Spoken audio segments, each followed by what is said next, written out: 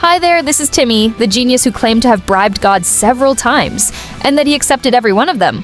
That may sound ridiculous, right? But little Timmy is so serious about it, and now he is set on a journey to prove himself right.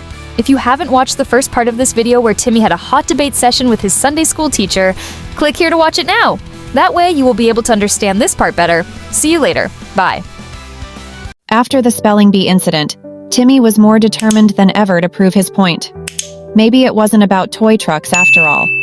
Maybe God preferred something bigger?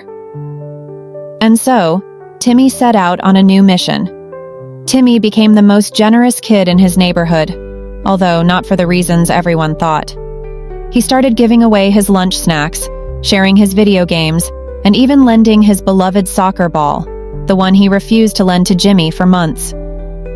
"I'm bribing God, you know," Timmy would whisper to his friends when they asked him why he had suddenly turned into a mini philanthropist. His friends stared in awe.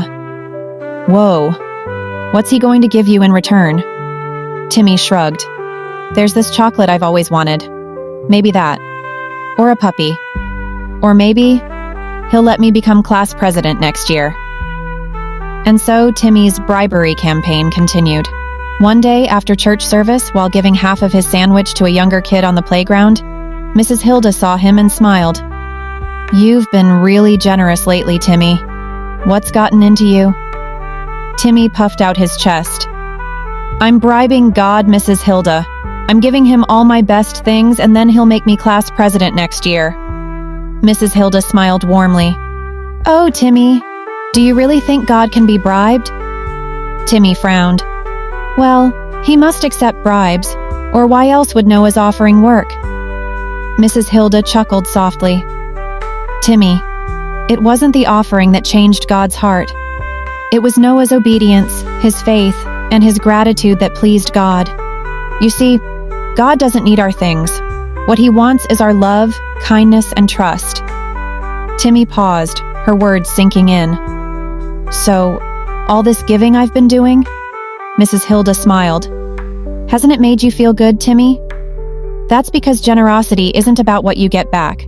It's about sharing love with others. God doesn't want bribes. He wants us to be kind and do what's right because we love him, not because we're trying to get something." As Timmy sat in a quiet corner after Mrs. Hilda had gone, he began piecing things together. He thought back to a few weeks ago when he had secretly wished for a bike and, boom, his aunt had surprised him with one during her holiday visit. But then, he remembered that other time when he tried to strike a deal with God. He had offered up his prized chocolate bar in exchange for a puppy. The puppy never came. Timmy's face scrunched up as he wondered, wait, was that God's way of saying he can't be bribed? And what about all the other times he thought he had bribed God successfully? Were they all just a coincidence? Or could it really be that God was just doing those things because he loved him already? The gears in Timmy's head started turning faster.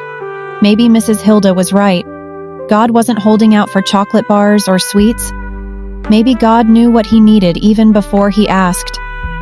And for the first time, Timmy thought, if God already loves me so much, what's the point of bribing him?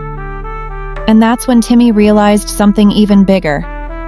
God couldn't be bribed, because he already loved us more than any toy truck could ever prove.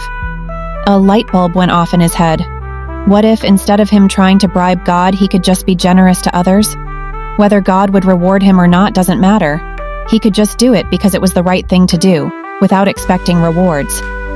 His heart swelled at the thought, and he couldn't help but grin. He may not have unlocked some grand bribery code, but he had discovered something even better, that God's love can't be bought. And that made him feel better than winning any spelling bee or becoming a class president ever could.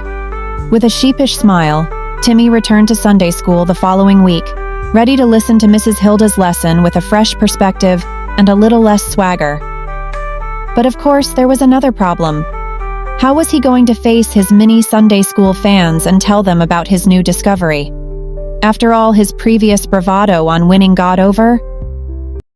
Epilogue. After a full day of soccer with Jimmy, Timmy's beloved soccer ball finally burst. He knew it was partly his fault. He'd kicked it straight onto a broken bottle in the playground. But hey, that ball had been through a lot. Needing a new one, Timmy wandered into his mom's room, hoping to share the news with her. She wasn't there, so he turned to leave, but then he spotted something strange. His favorite toy airplane lying on the floor near a cupboard. The same airplane he had used to bribe God into making his cousin visit last Christmas. His curiosity piqued, Timmy opened the cupboard, and his jaw dropped. There, inside, was every toy, chocolate bar, and candy he'd ever offered to God, stashed away neatly. Wait a minute. Weren't these supposed to be with God?